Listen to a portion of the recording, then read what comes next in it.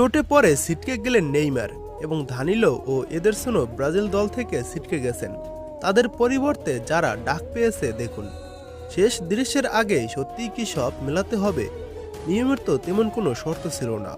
আমরা ভেবেছিলাম কুয়াশা কাটলে দেখা যাবে কাঞ্চনজঙ্ঘা, মেঘ সরলি রোদ এসে শুয়ে যাবে আশার শরীর।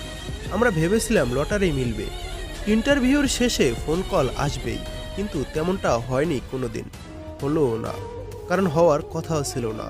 যা পেয়েছি তা পেয়েছি, যা পাইনি তা হয়তো ভিন্নভাবে পেয়েছি। জীবন আসলে না পাওয়ার হিসেব, আর সেই শূন্যতার মাঝেই লুকিয়ে থাকে এক অপূর্ণ প্রাপ্তি। সব পাওয়া কি সত্যি জরুরি? টক আঙ্গুরও তো রসনার এক অভ্যাস, তেতো স্বাদও কখনো কখনো বেঁচে থাকার স্বীকৃতি হয়ে ওঠে। তেমনিভাবে চোট কাটিয়ে প্রায় 1.5 বছরের লম্বা সময় বিরতির পর ব্রাজিলের স্কোয়াডে ফিরেছিলেন নেইমার। অবশ্য সেই সুখ বেশি দিন কপালে জোটেনি নেইমারের। ম্যাচের সপ্তাহখানেক আগে আরও একবার চোটের হানায় ছিটকে গেছেন 33 বছর বয়সী এই তারকা। পরীক্ষা নিরীক্ষা করার পর নেইমার একটু অস্বস্তি বোধ করায় তাই তাকে দল থেকে বাদ দেওয়া হয়েছে। শেষ মুহূর্তে তাই তার জায়গায় দলে ডাকা হয়েছে রিয়াল মাদ্রিদের তরুণ ফরওয়ার্ড এনরিক।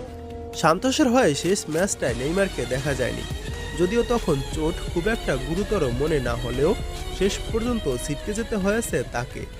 আর দরিবাল জুনিয়র নেইমারের বদলি হিসেবে বেছে নিয়েছেন তরুণ ফরওয়ার্ড এনরিককে। রিয়াল মাদ্রিদ ফরওয়ার্ড শেষ আন্তর্জাতিক বিরতিতে ছিলেন না দলে, তবে নেইমারের চোটে আবারও তার জন্য খুলেছে জাতীয় দলের দরজা। অবশ্য শুধু নেইমারই চোটে পড়েননি, ব্রাজিলের 23 সদস্যের স্কোয়াড থেকে ছিটকে গেছেন ডিফেন্ডার দানিলো ও গোলকিপার এদেরসন।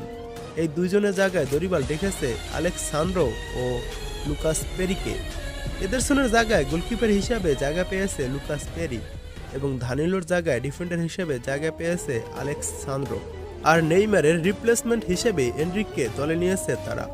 আগামী 21শে মার্চ ব্রাজিল বিশ্বকাপ বাছাইয়ে মাঠে নামবে কলম্বিয়ার বিপক্ষে, আর 26শে মার্চ তাদের প্রতিপক্ষ চির প্রতিদ্বন্দ্বী আর্জেন্টিনা।